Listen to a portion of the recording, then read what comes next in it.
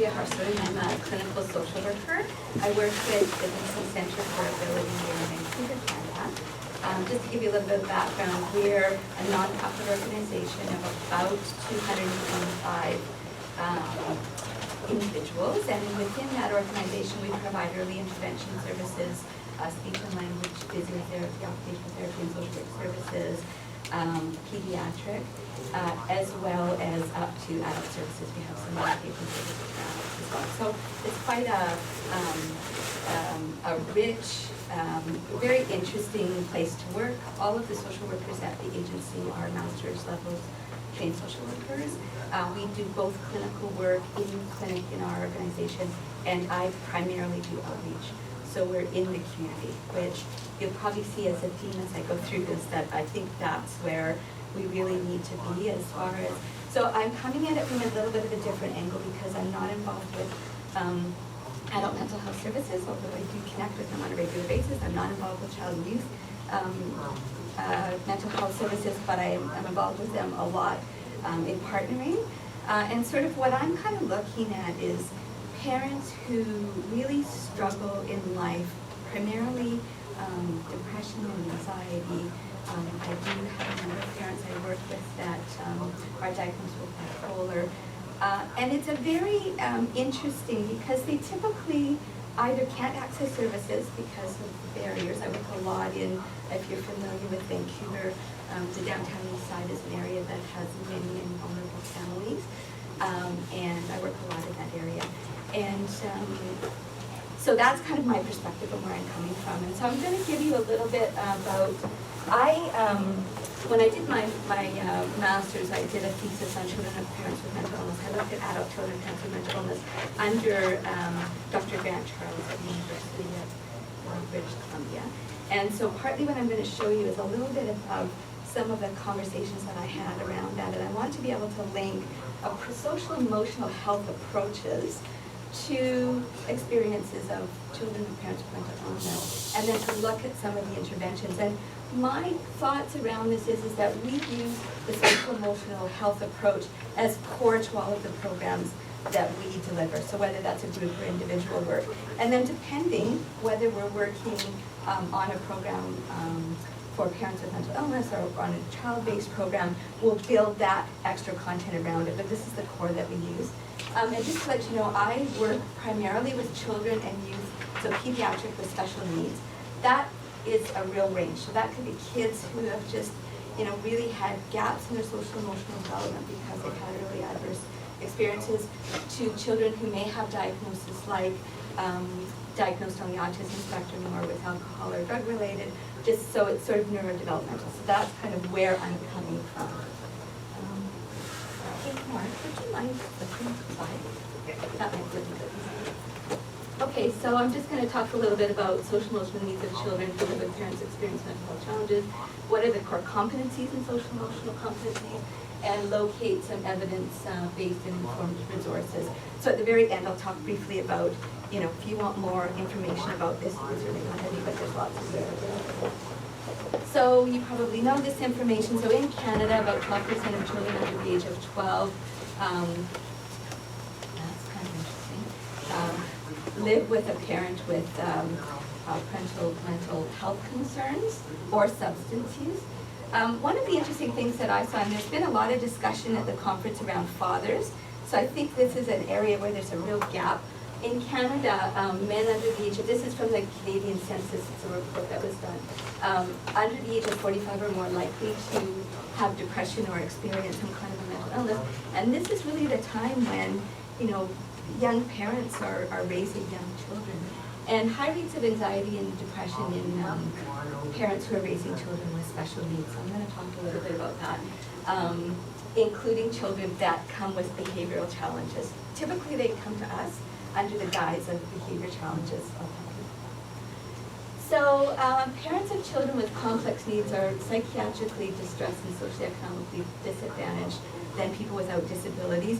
We've heard a lot of that in the conference, that a lot of parents who have challenges with mental health really struggle with housing, with living in poverty in the area that I work in, we really see that. So it's very complex. Not only are they living with mental health challenges, often their children have pretty significant challenges, but they're now living in this context of inadequate housing and poverty and all this. So it's pretty complex. Parents raising children with special needs experience high budget. Okay, and then so social and emotional health challenges really do impact the whole family. We'll talk a bit about all of that. So what does the literature say, just really in general, about the experiences of children? And this is Murdoch and Hall are from, Hall is actually from UC, and Elaine Murdoch. They did a perspective study, so children who were living at that time with parents with mental illness. And the other work is mostly on adults, although there's very little work done on adults who lived with a parent with mental illness, and particularly that transition period. So some of the things were life with a parent who experienced mental health challenges is complex and unpredictable, can be complex and unpredictable. Consequences of stigma, so families are often really isolated. They isolate themselves. There's a lot of feeling of being afraid and blame. Talked a lot about child protective services. Use of negative coping skills, and the people that I talked to in the qualitative study I did, which is a very small study, talked a lot about how they just developed their own kinds of coping skills, and that how they took that into their adult life because they didn't know any other way. It was just something that they had to develop. A lot of them, as they transitioned into adulthood, had high levels of anxiety, depression. One woman had attempted suicide several times. One woman had a pretty significant eating disorder. And in the study that I did, and in the literature, there's very little around transitioning from adulthood, or from youth into adulthood. And what I found in the really tiny, so I had interviewed 5 women, about 90-minute interviews, qualitative study based on grounding theory, and that was one of the key things. People said things like, I was 40 and I still felt like an infant, and I went back to kind of regain that. And that was the theme across all of them, and when I did my study, I gave it to the women before we published it, and they read it, and they were all so surprised at how similar their stories were. It was really interesting. Let's talk a little bit about that. So some also really positive things that people have reported. So use of positive coping skills. So really being involved in school. And that was a real place for a lot of people who did well in school academically, that they connected and they felt that they got a lot of support. Outdoor activities, being involved with community programs like Boys and Girls Clubs or other recreational, and then other supports that they had. Supportive relationships with others, whether that was the well adult and an adult who was challenged with, had mental health challenges when they were well. You know, they really talked about having that connection, and that one woman said her father was very creative. He was diagnosed with bipolar, and he had this wonderful artistic side of him. And she said, despite the fact that there were many challenges, having that connection to him because of who he was through all these other wonderful things was really valued by her, and she really kind of connected with that. Things like high levels of education and occupation were obtained despite there often being interruptions with the transition between childhood and adulthood. So a lot of the women actually went to university, but didn't do that till they were in their 30s or their 40s, because they went back and they did all the stuff that they thought they needed to do. And then this whole perception of having a lot of strengths, and really through that lived experience being able to make meaning out of having just more meaning in their life. They really put that kind of in perspective. It was really interesting. Okay. So, a couple of voices. So, this is a woman who, she said, I think that if we had talked about it, she's talking about her mom who had an undiagnosed mental illness, and she was actually very involved outside of the home, but there was lots of secrecy and isolation in the home. She said, I think that if we had talked about it when I was a kid, if my dad had taken me aside one of these incidents and said, wow, I bet you're embarrassed, this must really be hard. I know your mom doesn't act like other moms and those things, it would have been really profound for me. And I think that when I think about social emotional development, I think of if this family had a way to be able to label those emotions and express those emotions in a safe and confident way, that this wouldn't have been her experience. She's an incredible woman. She's a PhD right now and is doing a lot of work in this area. This is another woman. She was adopted by two-parent family. Mom also had undiagnosed mental illness. She had 2 siblings, and she did very well, but her other 2 siblings struggled. So she said, my brother was a substance user from a very young age. He never found the kind of home that I found, and he ended up finding friends who didn't have a home. So again, you know, like if this had been grounded in some kind of approach around social emotional development, and he could have had meaningful relationships that could have kind of helped, maybe this would have been different. Maybe not, but maybe. Okay. And the last one, this is a woman who, she was in her 60s when I had interviewed her, and she was one of 7 children, I think.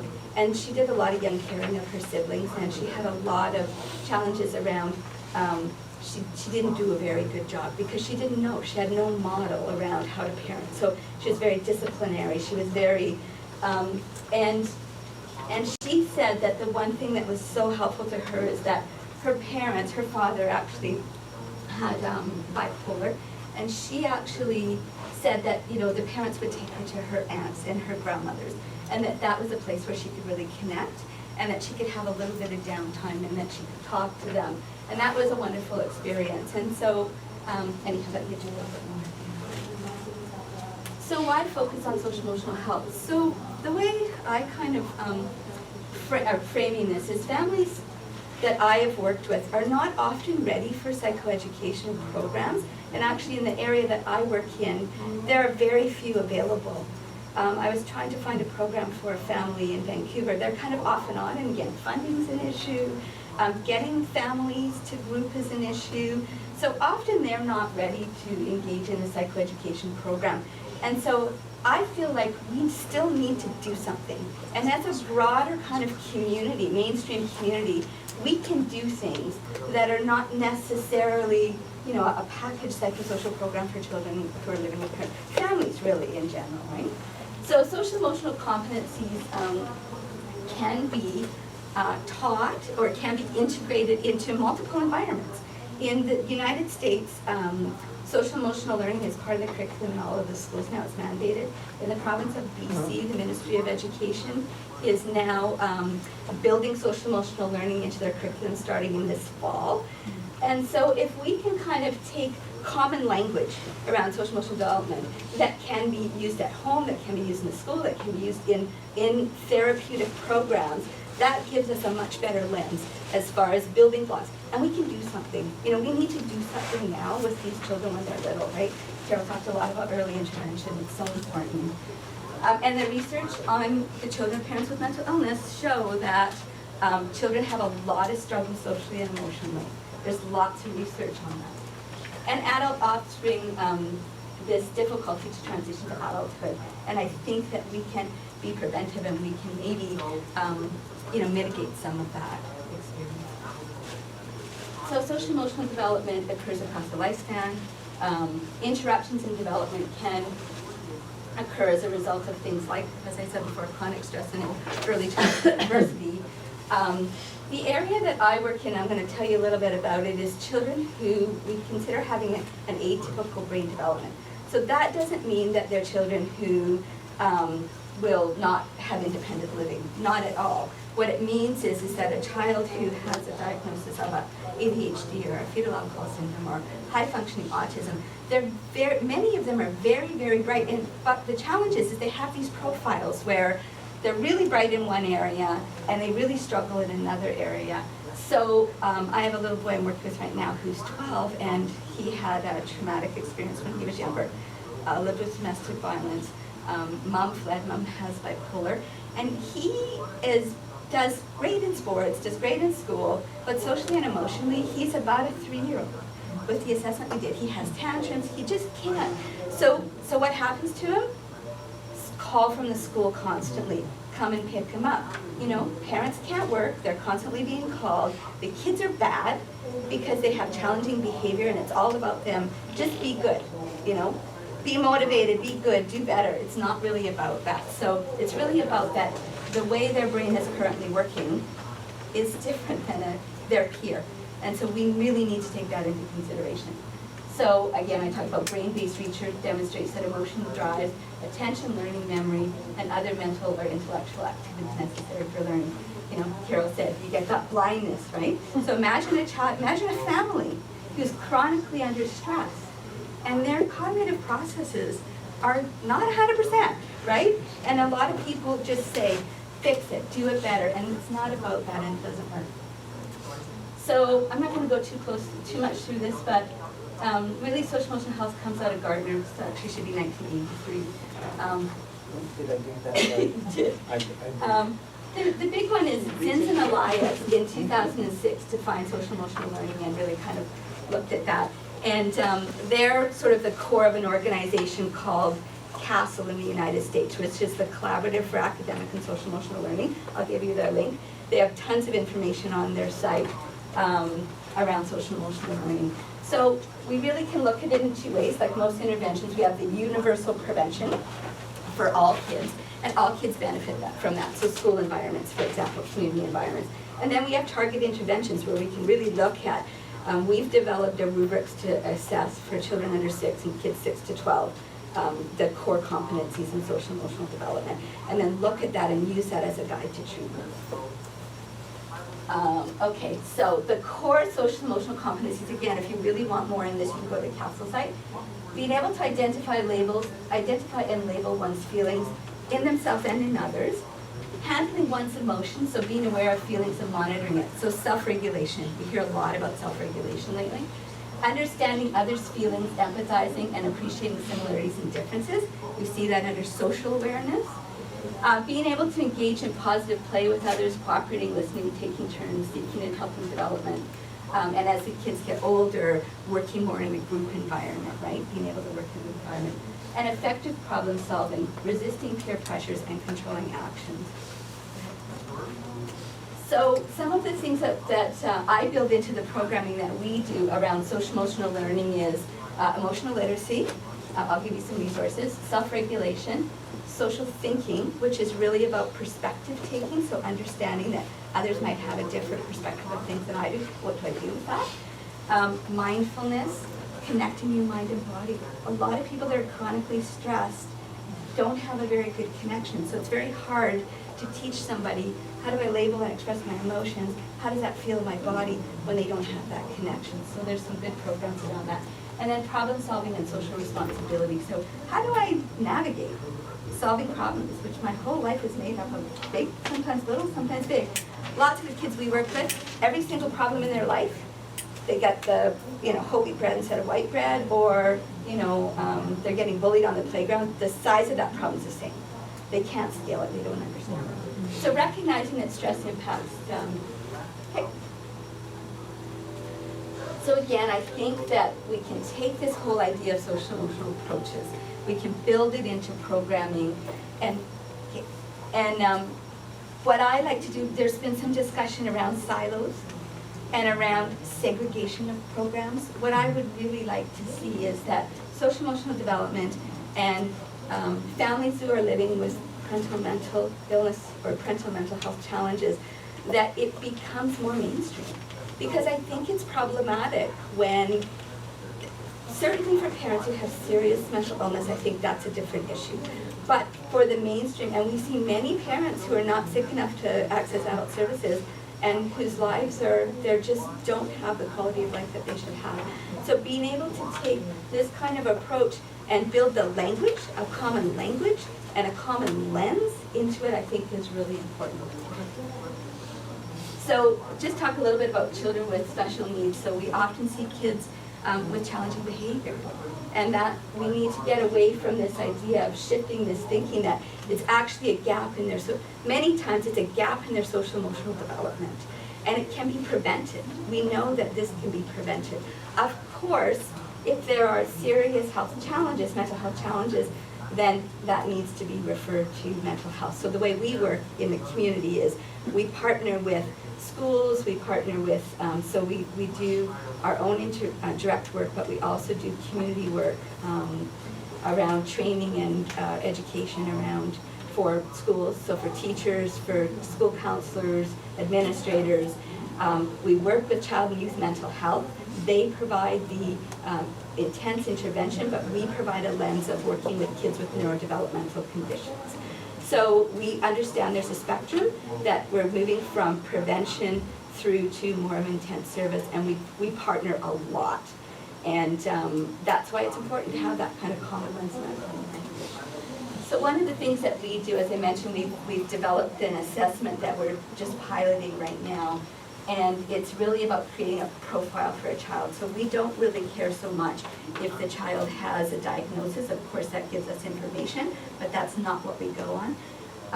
What we do is we create a profile that kind of looks at, are there specific gaps in social emotional development, and then what might we do to mitigate some of those gaps. Sometimes it's individual work, sometimes it's group work, sometimes it's working with a teacher in a classroom to put certain supports in for them. 1 minute. Okay, kids with special needs, they're concrete learners, so lots of words don't work well for them. You know, lots of visuals are great. Their memory and information processing is often compromised, so you need to really break things down for them. You need to check back in with them and make sure they understand. Don't give them too many steps. They have fluctuation in day-to-day performance. Today they can do something, tomorrow they can't. It needs to just be recognized that that's what it is and built on. Acquisition and use of language is often challenging for kids, even though they sound smart and they have a really good vocabulary. Don't stop there. One of the women that I interviewed said that because I appeared to be bright, they just left me. And we see that a lot. It's so important. They have difficulty with planning and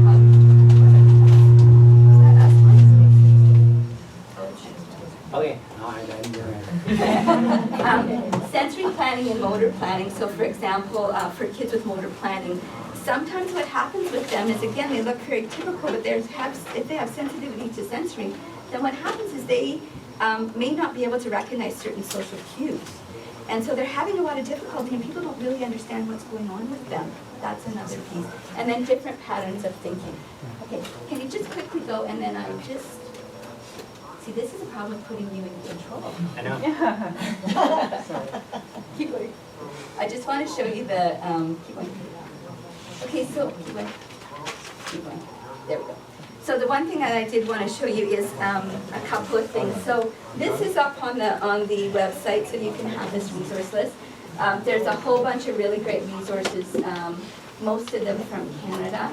I'm the project coordinator for this project here called Social and Emotional Enhancement and Development for Children with Special Needs, and it's a federally funded program, a 3-year pilot project. And we'll be launching our website next week. And everything we're developing will be public domain. So bear with us, because we are going to be putting things up there, but next week there will be a start of things. We're going to be doing a Train the Trainer program, and we will make that, after we do the Train the Trainer, we will make that publicly available as well. So there's going to be kind of lots of resources, and just feel free to contact me. Great. Okay. Over to you guys. What would you like to know from me? Yes. You talk about networking and building bridges. Yes. And I was wondering about the family where they were getting calls, come and get your child. You know, and I'm wondering, I'm imagining that when you have a teacher themselves who may not have a good emotional IQ themselves, Yes. or maybe a concrete thinker, Absolutely. and may be overwhelmed in the classroom, that they have much less tolerance even for students who might remind them of themselves. Yes. Right? Yes. And so I'm wondering, in that instance and in other instances, what do you do to help teachers Yeah. and help schools to better adapt and accommodate these challenging students? Yes. So that's a great question. So the question was, particularly for teachers and for children, I would add in there parents and other family members, you know, what do we do to kind of help them understand that, you know, there's triggers going on. And there was another presentation that really did a great job talking about that yesterday. We work actually with all of those groups, and we do, first of all, work with them around what is your own social emotional, if you want to call it intelligence or IQ. What does that look like? And we get them to fill out little forms, and then we get them to look at things like co-regulation. So if we do an anxiety group for kids, and it's for children and parents. We run it simultaneously, then we bring them together. The most interesting thing is that they come because their children have anxiety, diagnosed or other. And they leave saying, I have a pretty high level of anxiety too. So that opens it helps with that self-reflection to be able to say, what am I like in my own life? How do I hold myself, and what are my experiences and my beliefs, and bring that up to the surface so that then the more I understand about myself, the more I can help children understand about themselves. So we do a lot of that work with adults, really, around understanding that. My partner is an occupational therapist, so we also do things like we go into classrooms if the school asks us, if there's children that are really struggling, especially around sensory, and we will work with the school to, do classroom makeovers, to help them understand what adaptation and modifications might be necessary, because they're very good at doing things like this child is in a wheelchair, therefore they need this child has a medical, therefore they need this, but this child really looks pretty typical, so therefore they must not need anything. So we fill that gap, and we're in schools all the time with a big stick, really nicely, because we need to build relationships with them, really saying, you know what, it's not about behavior, it's about this child doesn't get up every morning and come to school and say, I'm going to be bad, because it feels good when the teacher reprimands me in front of all the other students, and then I, get to go to the principal's office and listen to them roar, and then they call my parent, and so we do a lot of that work. Thanks for the question. There's an organization, and sadly they're not being represented here, except I guess for me because I volunteer for them. But the National Alliance on Mental Illness in the United States has a program called Parents and Teachers as Allies. And it's a pretty well thought out program, and it's a way to connect children who have struggled with mental health issues in their lives, parents and teachers all together actually present as a group of 3 to teachers to help them to get that picture. So if you Google Parents and Teachers as Allies, It's next door. That's great.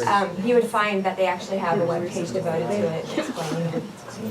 Thank you, that's great.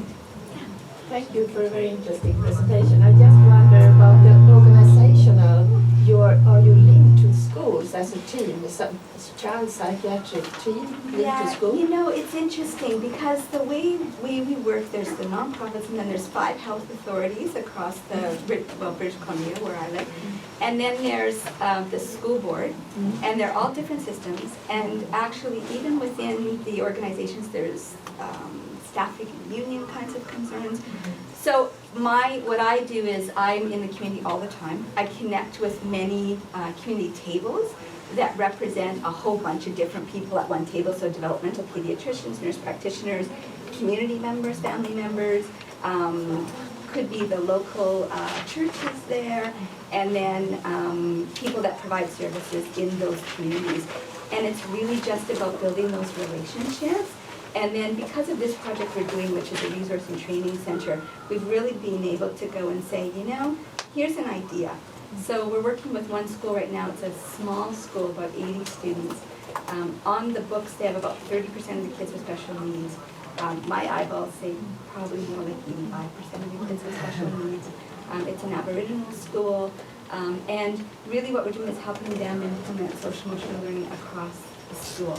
So within the community, with the parents around common language, but then with individual teachers who are struggling with certain children, and we're working with child and youth mental health to do capacity building. So we're teaching them how to do a therapeutic intervention group for some of the children who are really struggling right now.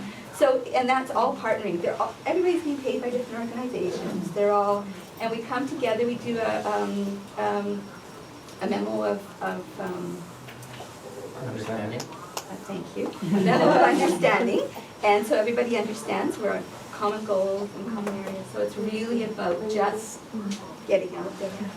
Did you have a question? I'll just talk to you later about it. Okay. Okay, Wait, one more question? We have time? No. Yeah, we do. all right, I one have more. 3 minutes. Actually, it's not a question, I was just going to ask if you're familiar with the work of Dr. Jennifer Cates and Universal Learning Design. No. It's actually really aligned with the work you're doing around social emotional learning. Wonderful. So she's an educator, and and a person's designed and developed programs, not specific programs, but approaches for schools and classrooms around how to organize and plan and support the development of compassionate classrooms that are based on social emotional learning. wonderful. So you might be really interested in Yeah, that. I would love to. Let me write her name down. Mhm. And the other area is the Dalai Lama Center for Peace and Education is in Vancouver, and the Human Early Learning Project, and they're connected with researchers who are looking at evaluation of some programs. So Mind Up is a program they're evaluating right now.